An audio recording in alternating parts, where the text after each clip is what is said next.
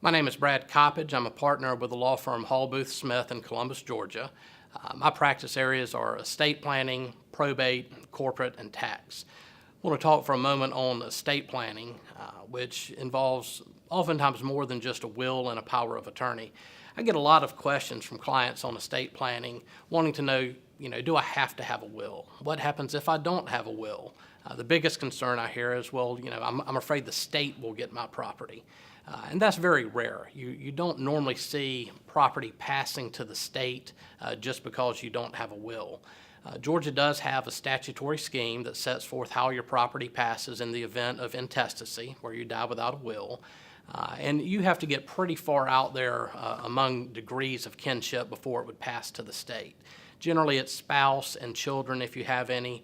If you're not married and have no children, it passes to your parents, then your siblings, and your nieces and nephews. You get on out to second and third cousins before you run that risk. However, that's not to say you should feel comfortable not having a will. You still want to have a will for a number of reasons. First and foremost, it's a way to make sure that your property passes exactly how you want. Whether it's to your spouse, whether it's to children, whether it's to children from a prior marriage or extended relations. There's lots of things that you want to take care of with that.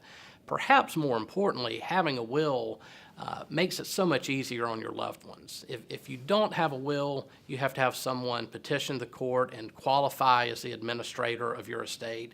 They have to post a bond, they have to file inventories and returns with the court, and it's just a lot more hassle. If you do have a will, your will makes it much more streamlined. Your will waives the requirements of posting a bond, of filing inventories with the court. It grants you very broad powers so that you don't then have to ask the court every time you need to do something or sell a piece of property. It's really just much more beneficial for your family and in ensuring that your final wishes are met and carried out in the manner that you would wish.